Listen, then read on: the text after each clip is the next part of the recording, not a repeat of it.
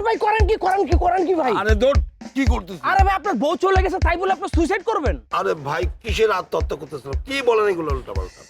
আরে ভাই আমি আপনার সারা বাড়ি খুঁজে পেলাম না, এখানে আসার দিকে আপনি সুইসাইডের প্রিপারেশন নিতেছেন। আরে ভাই আত্মহত্যা না, আমার যে রুম, আমার বউ যে চলে গেছে ভাই, আপনি জানেন না এই জায়গায় দাঁড়ায় তো এরকম উকি মারতো, আমার জীবন ধ্বংস করে দিয়ে গেছে ভাই। বুকটার মধ্যে হাহাকার করতেছে ভাই, হু হু করে জ্বলতেছে ভাই। আমার বউ ভাই চলে গেছে ভাই, আমি ভুলতে পারতেছি না ভাই। এখানে আসলে ভাই আমি পাগল হয়ে যাই ভাই।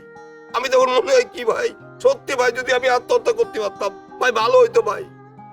ভাই আপনি যদি তারা এরকম মনে করে মন খারাপ করে থাকেন, সে কি ফিরে আসবে বলেন?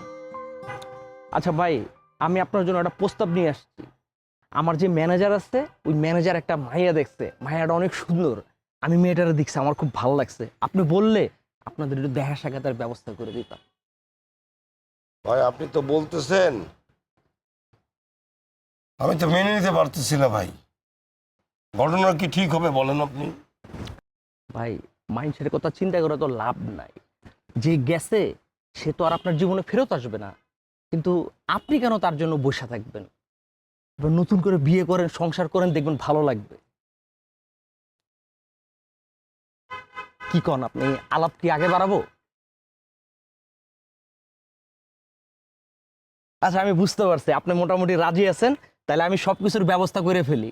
ঠিক আছে ভাই, আপনি বাড়ির বাড়িওয়ালা হলে কি হবো ভাই, আমি আপনার ভাই মনে করি। ঠিক আছে, সব ব্যবস্থা আমি করতেছি।